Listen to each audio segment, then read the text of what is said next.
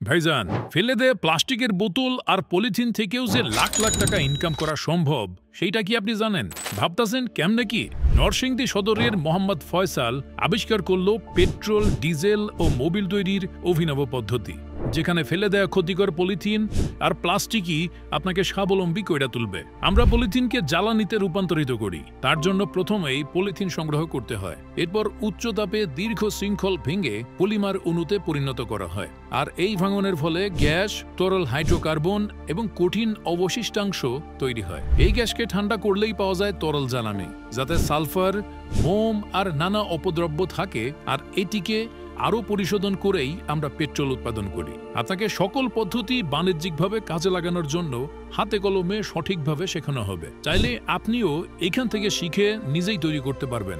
এতে দেশের জ্বালানি ঘাটতি কমবে, বেকারত্বের হার কমবে এবং নিজের বলার মতো একটি গল্প হবে। বাড়ির পাশের পরিত্যক্ত আঙিনা আর ফেলে দেয়া প্লাস্টিকই হতে পারে আপনার ভবিষ্যৎ পাল্টে দেওয়ার চাবিকাঠি। তাই দেরি না করে নিজে স্বনির্ভর হতে এই শিল্পকে শিখে নিতে এখনই ইনবক্সে অথবা স্ক্রিনে দেয়া নাম্বারে যোগাযোগ করুন।